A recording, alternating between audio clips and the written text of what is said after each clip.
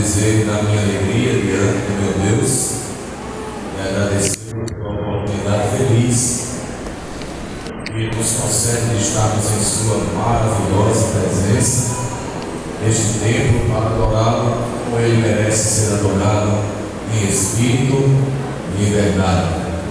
É um grande privilégio ser um crente e nós podemos dizer isso em alto bom som, porque somos um dos tais que fomos alcançados pela graça redentora do Senhor Jesus Cristo. Quantos confirmam isso levantando a mão e dizendo amém? Amém.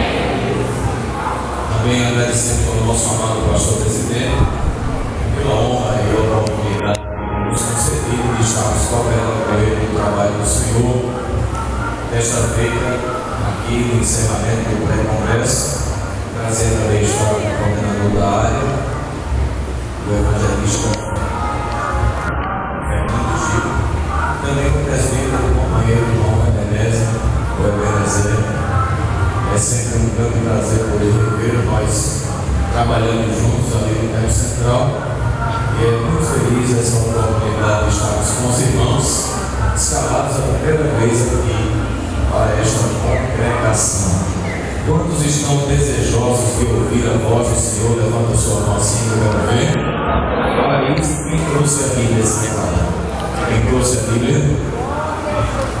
Pronto, vamos abrir a Bíblia. O texto escolhido pelo nosso amado pastor, em Daniel, capítulo 3. Nós vamos ler o versículo 17 e o versículo 18.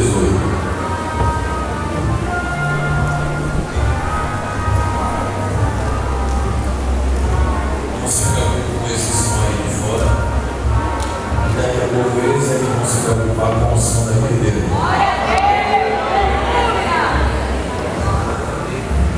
Daniel, capítulo 3.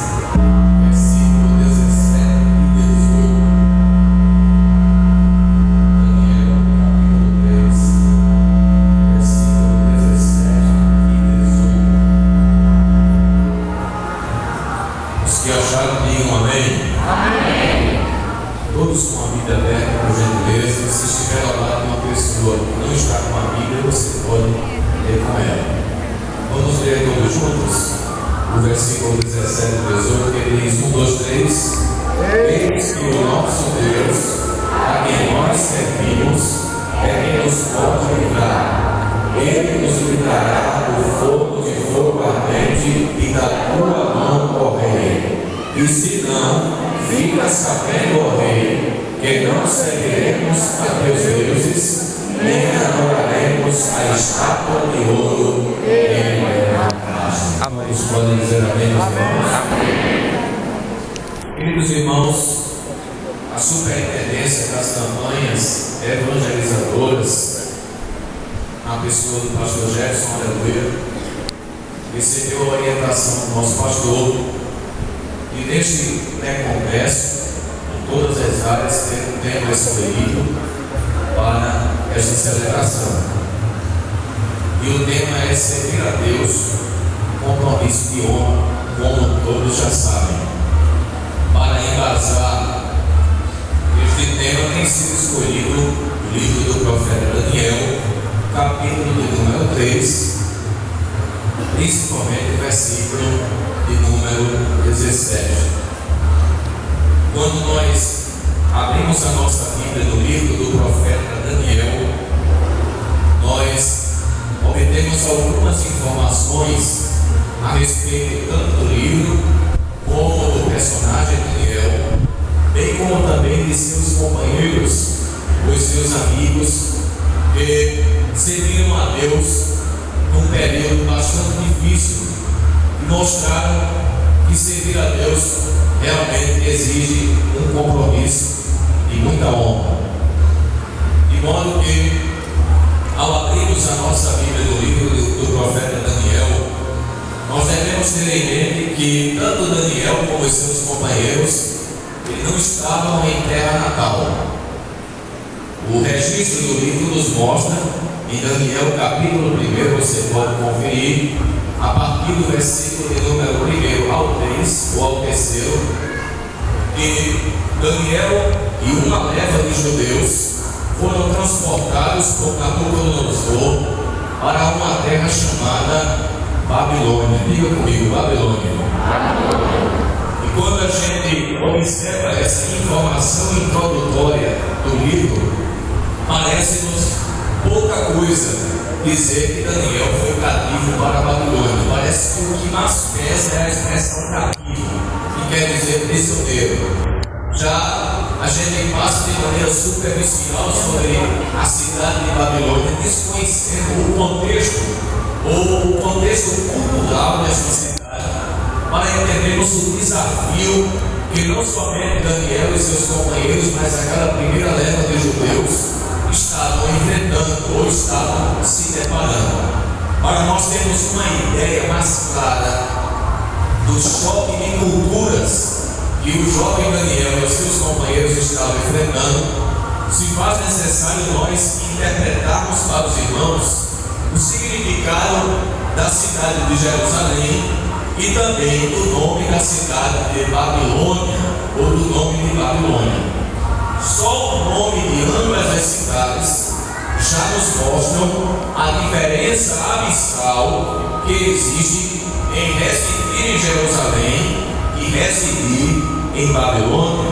Ora, estudiosos nos mostram que nem sempre Jerusalém teve o nome de Jerusalém. Jerusalém teve dois nomes primitivos, mais antigos. Jerusalém, no período do sacerdote Melquisedeque, era chamada de Salém. E essa expressão Salém vem da expressão Shalom, quer dizer paz. Depois, Salém foi chamada também de Jebus, e aqueles habitantes de Jebus eram chamados de Jebuseus. Mas na frente, com a conquista dessa cidade por Davi, ele juntou os dois nomes de Salém com Jebus e tornou o nome de Jerusalém, da onde vem o significado do seu nome, que é habitação da paz. Diga comigo, habitação da paz. Quem é que não queria morar em Jerusalém, né? Era um lugar onde havia habitação da paz, era onde a paz reinava, a paz habitava, era a grande cidade de Davi, era lá onde estava o templo do Senhor, onde os judeus, nas festas religiosas, dirigiam-se das tribos para aquela grande cidade e ali glorificavam a Deus e recebiam de Deus os seus benefícios. Mas Daniel e os seus companheiros, na primeira leva de cativos, volto a repetir, saíram da cidade de Jerusalém e não saíram por vontade própria. Dentro da esfera soberana de Deus, Nabucodonosor foi um instrumento de Deus para punir o povo de Judá. E ele pune o povo de Judá por intermédio desse monarca, derrubando as muralhas que cercavam a cidade, queimando as portas que davam acesso a ela e destruindo o ponto principal da religião judaica, que era o templo de Salomão. E ele resolve levar prisioneiros, homens da elite, homens que auxiliaram na administração de Jerusalém, homens de linhagem real, conforme Daniel no capítulo 1, versículo 3, homens que sabiam se comportar, inteligentes, sábios, com conhecimento. Nabucodonosor tinha em mente contratar estes jovens para que eles auxiliassem o próprio Nabucodonosor na administração do seu grande império babilônico. E ele leva esses jovens prisioneiros. Presta atenção, Daniel não foi porque quis. Daniel e os seus companheiros foram levados prisioneiros da habitação da paz para a terra de Babilônia. E assim como Jerusalém tem o significado de morada da paz ou habitação da paz, é interessante destacar o significado do nome da cidade de Babilônia. Ela já foi chamada antigamente de Sinar e também de Caldeia, mas em Gênesis capítulo 11, veja aí na sua Bíblia, o versículo de número 9, você vai ver que o nome primitivo de Babilônia era Babel, e sua vez, significa confusão. Olha, dá para a gente ter uma ideia do choque que Daniel estava enfrentando. Ele saiu da habitação da paz e foi para a terra da confusão. Você consegue entender como era difícil para Daniel ser crente nesse lugar? Um lugar cujo significado do nome era confusão. É uma confusão, irmão. É um lugar que ninguém entende ninguém, que todo mundo faz o que quer. É um verdadeiro pandemônio, é uma confusão. E não somente isso. À luz do livro de Daniel, nós encontramos características da cidade de Babilônia que mostram a cada um de nós o desafio que é ser crente em Babilônia. Por exemplo, você vê em Daniel capítulo 2, versículo 2, que fazia parte da cultura babilônica a astrologia, a crença na feitiçaria. Ora, estava ali junto de Nabucodonosor os adivinhos, os astrólogos, os encantadores. Sabe por quê? Porque em Babilônia a prática da feitiçaria era uma coisa normal. Olha para onde Daniel estava indo. Ainda podemos dizer que Babilônia também era um lugar onde havia muita libertinagem. Ou seja, os valores morais em Babilônia eram relativizados. Não era como em Jerusalém, aonde eles tinham uma lei, aonde Deus preservava a santidade, aonde Deus ensinava como o povo deveria se comportar de forma ordeira, de forma organizada. Em Babilônia não havia uma lei como havia a lei de Israel, a lei de Moisés. Em Babilônia era uma terra de, além de misticismo, muita libertinagem. Você vê isso em Daniel capítulo 5, versículo de número 1 por diante. Quando o registro bíblico nos informa que Beltesazar está num grande banquete. E ele era tão libertino que além de estar nesse grande banquete com as suas concubinas meretrizes, se embriagando dias a fio, ele resolve embriagar-se utilizando os cálices consagrados do Senhor. Ele podia beber os copos babilônicos, mas ele queria perverter as coisas. E ele manda trazer os copos consagrados que vieram no templo de Salomão para beber deles. Então veja que Daniel e os seus companheiros estavam diante de um grande desafio. Babilônia também é símbolo do paganismo. Em Jerusalém era normal ser monoteísta, não é? Mono significa um, e Deus é Deus em grego. E aí monoteísta significa adoração a um Deus só. Logo, era normal ser adorador do Deus único e verdadeiro em Jerusalém. Agora, em Babilônia não. Em Babilônia eles eram culturalmente politeístas, ou seja, eles acreditavam e reverenciavam vários deuses, entre eles Nebo, Marduk e o deus Acro, entre outros deuses que eram adorados. Para os irmãos terem uma ideia, Nabucodonosor e a sua família, eles eram tão idólatras, que o próprio nome da família de Nabucodonosor já tem a inserção do nome de um Deus. Por exemplo, o nome do pai de Nabucodonosor era Nabopolassar. E essa expressão Nabu é referência ao Deus Nebo. Sabe por quê? Porque no próprio nome dele já havia essa divindade que era o seu padroeiro principal. Então Nabucodonosor também tem o nome dele. Depois vem Nabonino, e depois vem Beltesazar, que é Bel, é a versão caldeia do deus Baal, que era adorado pelos cananeus. Então fazia parte da cultura babilônica ser idólatra. Então a gente consegue medir a partir dessas informações e outras que Daniel tinha que ser crente de verdade. Aqueles rapazes tinham que ser crentes legítimos, porque eles não estavam em Jerusalém, eles não tinham mais templo, Eles não tinham a lei do Senhor como nós temos organizado a Bíblia. Eles não tinham escola dominical para irem nos domingos. Eles não tinham um pastor para estar junto deles, dando aquele suporte espiritual. Eles tinham que agora sobreviver daquilo que eles aprenderam em Jerusalém. A gente pode dizer ainda que Babilônia é símbolo do orgulho humano. Você deve estar lembrado que Nabucodonosor colocou para fora, extravasou uma declaração que lhe trouxe grandes prejuízos. A Bíblia nos diz em Daniel capítulo 4, versículo 29 e 30, que um dia Nabucodonosor caminhando no palácio, ele se interessou tanto com Babilônia, que ele disse assim: aqui está a Babilônia que eu edifiquei, para a magnificência e glória do meu nome. Então, em Babilônia, o orgulho humano era predominante. Agora pense comigo.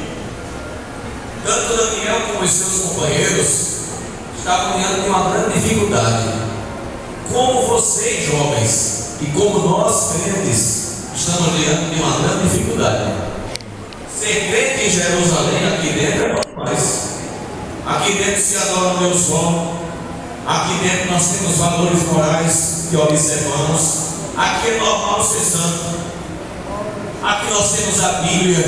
Aqui nós temos a escola dominical. Aqui nós temos o suporte espiritual dos ministros e do nosso pastor presidente para nos auxiliar naquilo que é necessário. Mas sabe qual é o desafio que nós enfrentamos todos os dias? É quando nós saímos de Jerusalém e vamos lá para fora, para Babilônia. Sabe o que é que Deus quer diante disso, dessa verdade? E que Babilônia é um retrato do mundo? É que Deus não tem, Deus nem a gente tem dúvida de que Babilônia é o mundo, não. A questão é se nós somos como Daniel e seus companheiros, e saber nos comportarmos no convívio da Babilônia, sem se misturar, sem se perverter, conservando o que se aprende aqui. Deus está interessado, não que a gente seja só crente em Jerusalém. Deus quer que para onde a gente vá, leve conosco a nossa fé, a nossa obediência, a santidade, o compromisso com Deus, o caráter firmado na presença de Deus. É isso que Deus quer. Eles passam por diversos testes. E talvez o teste mais difícil para esses três rapazes que eram companheiros de Daniel é o que está em Daniel capítulo 3. Quando um dia Nabucodonosor diz a alguns estudiosos que talvez ele tentou reproduzir uma estátua que ele viu no capítulo 2. Que ele esqueceu do sonho e Daniel foi o único que disse, por intermédio do Espírito Santo, qual foi o sonho e a sua interpretação. Talvez ele tentou reproduzir essa estátua que ele viu no capítulo 2, no incidente do capítulo 3. Só que a estátua do capítulo 2 só tinha a cabeça de ouro, que representava o Império Babilônico. Mas se você ver em Daniel capítulo 3, você vai ver que ele fez uma estátua completamente de ouro. Completa, não era só a cabeça. E ela tinha algumas medidas que é interessante destacar para você. Veja aí na sua Bíblia, abra a Bíblia para você ver. Daniel capítulo 3 diz que ela era de ouro puro e era de 60 côvados de altura. É o que nos diz o texto. Isso para a nossa linguagem equivale a 30 metros de altura, aproximadamente. Veja o que ele diz. O rei Nabucodonosor fez uma estátua de ouro cuja altura era de 60 côvados e a sua largura de 6 côvados, que na nossa linguagem equivale a 3 metros. Então era uma estátua imponente. Ela tinha 30 metros de altura por 3 de largura. E ele encheu ela num lugar, está escrito aí na sua Bíblia. Onde foi que ele colocou essa estátua? Ele levantou-a no campo de Dura, na província de Babilônia. Depois que ele faz isso, ele manda chamar a liderança que das